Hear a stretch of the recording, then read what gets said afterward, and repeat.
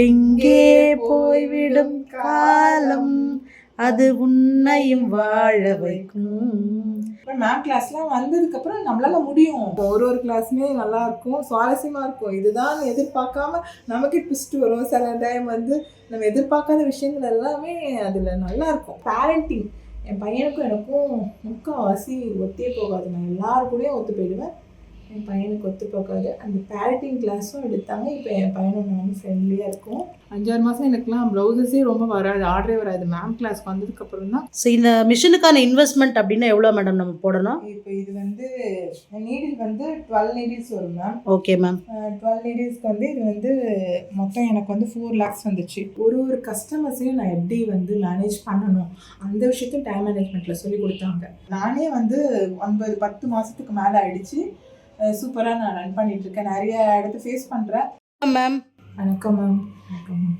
இன்றைக்கி வந்து நாம் பெண்கள் எல்லா தொழில்துறையிலும் சாதிக்கலாம் அப்படிங்கன்னு வரும்பொழுது நாம் இன்றைக்கி சந்திக்க போகிற சிறப்பு விருந்தினர் சங்கீதா காளிராஜன் அவர்கள் சென்னையில் திருவொற்றியூரில் மிகச் சிறப்பான முறையில் கம்ப்யூட்டரைஸ்டு எம்ப்ராய்டரி பிஸ்னஸ் பண்ணிகிட்ருக்காங்க.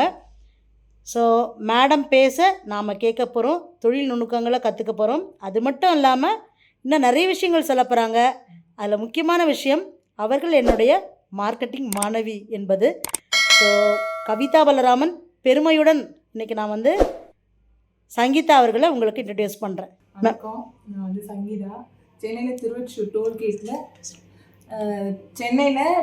திருவொற்றியூரில் இருக்கேன். நான் வந்து கம்ப்யூட்டரைஸ்டு எம்ப்ராய்டரி மிஷின் வந்து எல்லாருக்கும் இது ரன் பண்ணுறேன். இப்போ 1.5 year கிட்ட ரன் பண்ணிகிட்ருக்கேன். ஆனால் வந்து 1 year-ஆக நல்லாவே எனக்கு இந்த இதுவாகிட்டுருக்கு. இதுக்கு வந்து காரணம் வந்து நம்ம மேம் கவிதா மேம் சொல்லலாம். ஏன்னா அவங்கக்கிட்ட நான் ஃபஸ்ட்டு ஸ்டார்டிங்கில் என்னோடய ஸ்கூல்மேட் வந்து கலையரசி, அவங்க தான் இன்ட்ரடியூஸ் பண்ணாங்க. மேம் வந்து மார்க்கெட்டிங்க்கு வந்து கிளாஸ் எடுத்தாங்க, ஃப்ரீ கிளாஸ், மண்டே 10 to 12 நினைக்கிறேன். அந்த கிளாஸஸ் வந்து அட்டன் பண்ண சொல்லி என் ஃப்ரெண்ட் ரொம்ப வற்புறுத்துனாங்க. நான் சும்மா தான் அட்டன் பண்ணேன். ரொம்ப சூப்பராக இருந்தது. ஃபஸ்ட்டு டே கிளாஸு எனக்கு ரொம்ப பிடிச்சதுனால எனக்கு டைம் இல்லை, இருந்தாலும் கண்டிப்பாக அட்டன் பண்ணணும்னு சொல்லிவிட்டு நான் தொடர்ந்து அதுக்கப்புறம் வார அட்டன் பண்ணேன். அதில் வந்து அதில் சொல்கிற விஷயங்கள் எல்லாமே நம்ம என்னென்ன பண்ணணும், என்னென்ன பண்ணக்கூடாது, எப்படி வந்து மக்களை கவரணும், அவங்க பண்ணுற தப்பு என்ன, நம்ம பண்ணுற தப்பு என்ன, எல்லா விஷயமுமே வந்து அழகாக ரொம்ப சூப்பராக சொல்லி கொடுப்பாங்க. மெயினாக என்ன சொல்லுவாங்கன்னா, நோட் பண்ணி எழுதி வைக்க சொல்லுவாங்க. ஏன்னா நம்ம எழுதி வச்சா தான் நெக்ஸ்ட்டு பார்க்க முடியும். நான் அந்த விஷயம்லாம் எனக்கு தெரியாது, எழுதியே நான் வைக்க மாட்டேன்.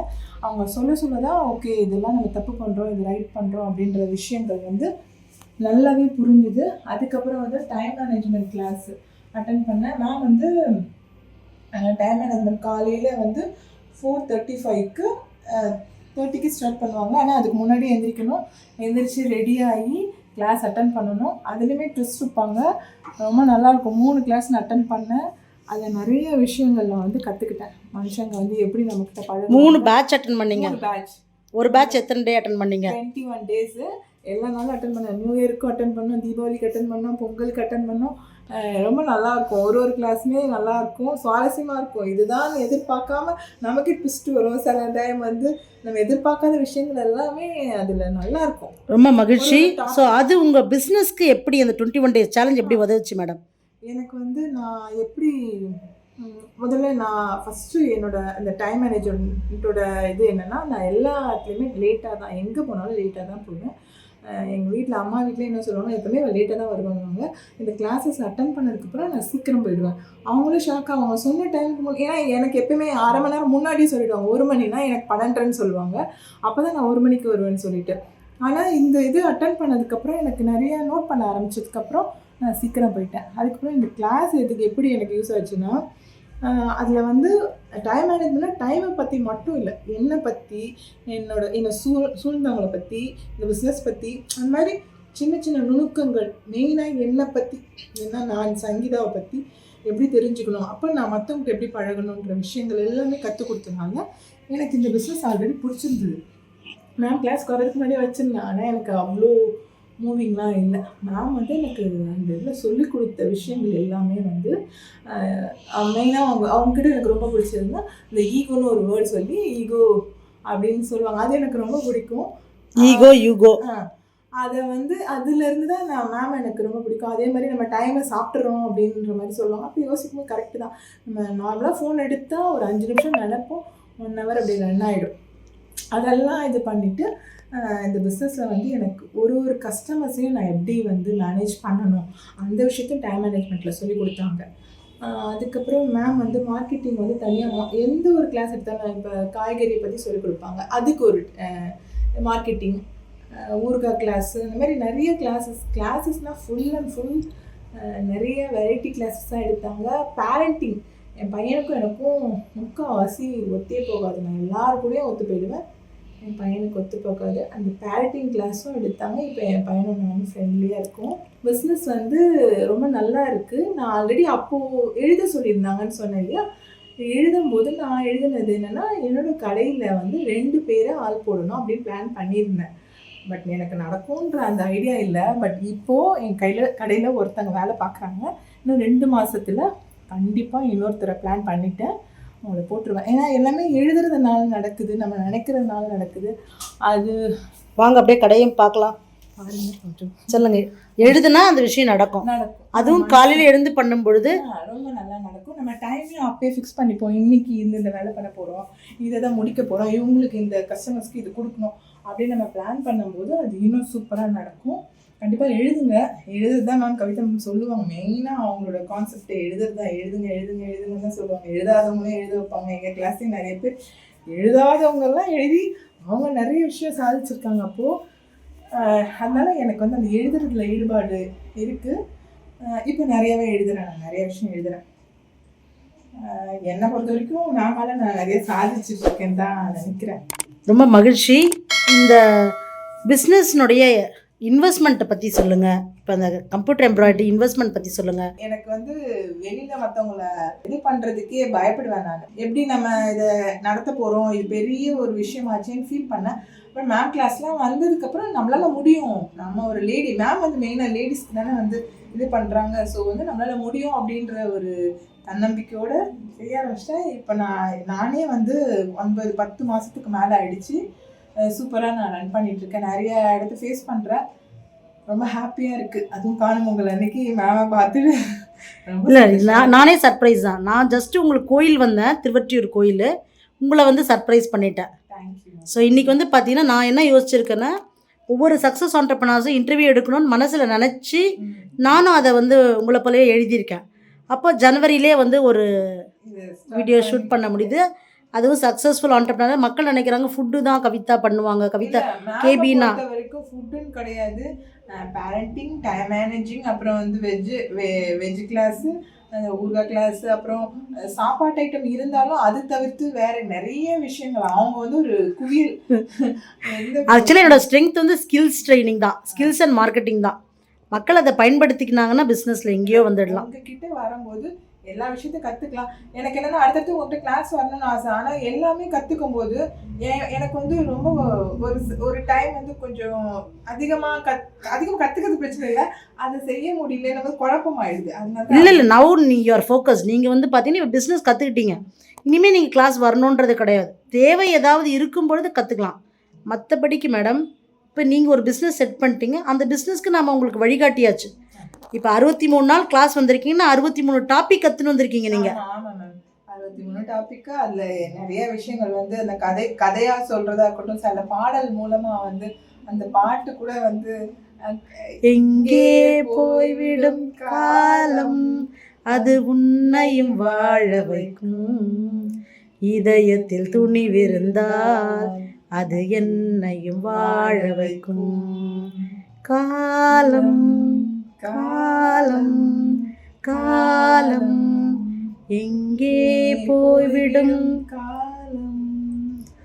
அந்த சாங்லாம் வந்து சொல்லும்போது என்னடா கிளாஸில் எப்படி பாடுறாங்கன்னு தோணுச்சு. ஆனால் அதுக்கப்புறம் அந்த பாட்டெல்லாம் கேட்கும்போது ஓகே கரெக்டு தான், நமக்கான டைம் எப்போனாலும் இருக்கும், கரெக்டாக நம்ம ஃபாலோ பண்ணோம்னா அந்த ஒரு நிமிஷத்தையும் நம்ம டைமை செட் பண்ணி பண்ணோம்னா நம்ம கண்டிப்பாக சக்ஸஸ் தான். மேம் வந்து அதுக்கு நிறைய பிளான் பண்ணி. ஸோ டைம் வந்து உங்களுக்கு இப்போ நிறைய லாபங்களை கொண்டு வருதுன்னு சொல்கிறீங்க. வாங்க எப்படி லாபங்கள் வருது, எப்படி மிஷின் ஆப்ரேட் பண்ணுறீங்கலாம் தெரிஞ்சுக்கணும்னு நாங்கள் ஆசைப்படுறோம் மேம். ஒன்று எங்களுக்காக ஆப்ரேட் பண்ணி காட்டுங்களேன் ப்ளீஸ். ஏன்னா வந்து இது ஒரு பெரிய கலை, நுண்கலை. இந்த கலையை நீங்கள் எப்படி பண்ணுறீங்க? ஸோ இந்த மிஷினுக்கான இன்வெஸ்ட்மெண்ட் அப்படின்னா எவ்வளோ மேடம் நம்ம போடணும்? இப்போ இது வந்து நீடில் வந்து 12 நீடில்ஸ் வரும் மேம். Okay ma'am. 12 நீடில்ஸ்க்கு வந்து இது வந்து மொத்தம் எனக்கு வந்து 4 lakhs வந்துச்சு. ஓகே. இந்த மிஷின் ப்ளஸ் அது கூட சின்ன சின்ன பார்ட்ஸ் சேர்த்து மொத்தம் எல்லாம் சேர்த்து 4 lakhs வந்துச்சு. 4 lakhs வந்துருக்கு. ஓகே. இப்போ நம்ம வந்து நம்ம நீடிலுக்கு ஏற்ற மாதிரி சைஸ் ஆஃப் மிஷின் பெருசாக வாங்கிக்கலாம். இது வந்து ஃபுல்லாக 1 மீட்டர் துணியை வந்து வச்சுக்கலாம். இதுக்கு 1/2 மீட்டருக்கு வந்து 6 நீடில் இருக்கு, 8 நீடில் அந்த மாதிரி இருக்கு. நான் வந்து 12 நீடில் வாங்கிட்டேன். ஓகே. இது லோனும் வந்து அங்கேயே வேணும்னாலும் நம்ம லோன் கேட்டோம்னாலும் வாங்கிடலாம், கொடுப்பாங்க. இந்த மிஷின் விற்கிறவங்களே லோனும் தராங்க. ஆமாம், அவங்க லோன் தர மாட்டாங்க, பேங்க்ல அரேஞ்ச் பண்ணி கொடுப்பாங்க. ஓகே.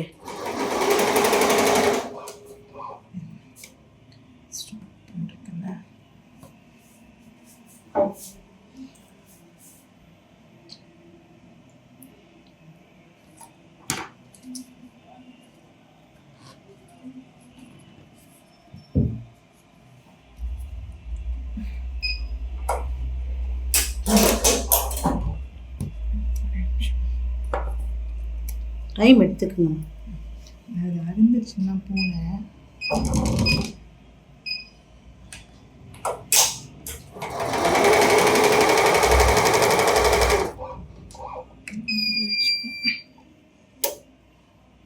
ஸோ தொழில் முனைவு பரவாயில்ல, இப்போ எனக்காக நீங்கள் ஒரு செட் பண்ணி காட்டினீங்க.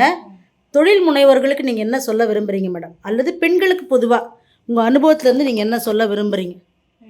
பெண்கள் வந்து எல்லாருமே கண்டிப்பாக சாதிக்க முடியும். ஆனால் கொஞ்சம் எல்லா பெண்களும் சாதிக்க முடியும் கண்டிப்பாக.